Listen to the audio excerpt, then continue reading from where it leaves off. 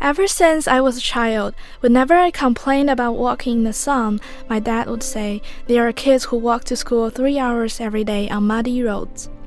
Whenever I complained about my homework, I would hear that there are kids who do not have any access to education. As I grew up, I started to have the idea that not everyone has the same opportunity as I have. Until this year, I learned that my dad had been doing a charity program for kids in remote areas in Yunnan Province, China, since 2007. After he resigned from the company, for some reason, the charity program was stopped. When I searched on the internet to find more information about the program, I found videos taken by volunteers. Children in the video wore ragged clothes and carried fertilizer bags instead of a real backpack to school.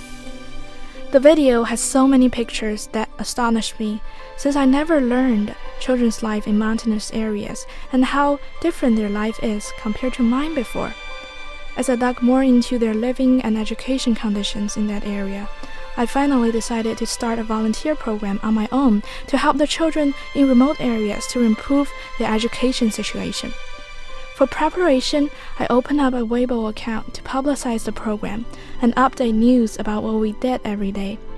I also posted my plans for the trip on WeChat to invite my friends to come with me. All of these were done in less than 1 month. So I was only able to find 3 more people to come and help me, since most of my friends in China still need to go to school in June.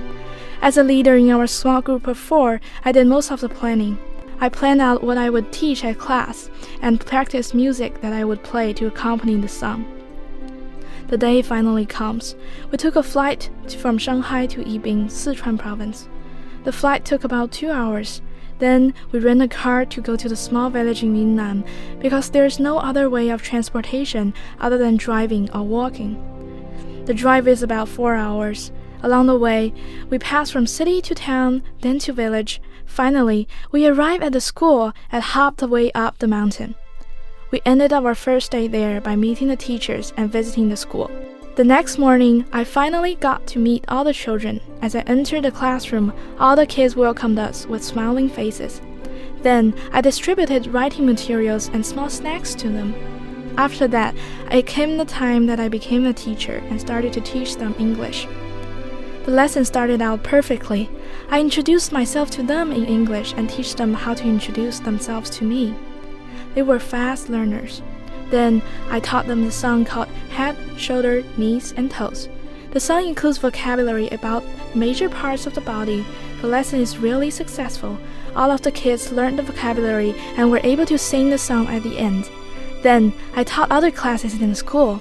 As I taught more classes and met more kids, I gained more confidence and became better at teaching because I learned from the previous experience. Besides music and English, I also played with them after each class. We played football in the playground and did little games with kids from 1st grade to 5th grade. Finally, the volunteer program came to an end. For me, this experience is so impactful because I've never taught children in the classroom before, and the experience to be in a small village was also new.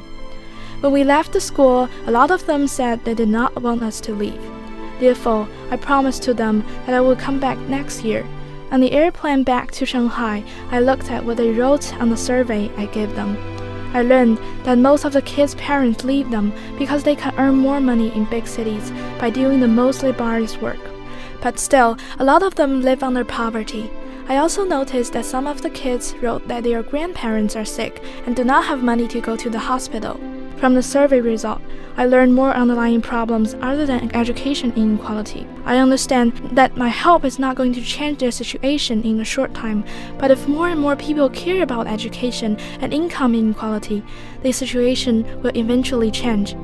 Therefore, even though my effort will only create a slight change to children in mountainous areas, I will continue to do it in the future and try to gain more influence by uploading my volunteer program in social media. At the end, I want to include a video of the children singing the English song that I taught them.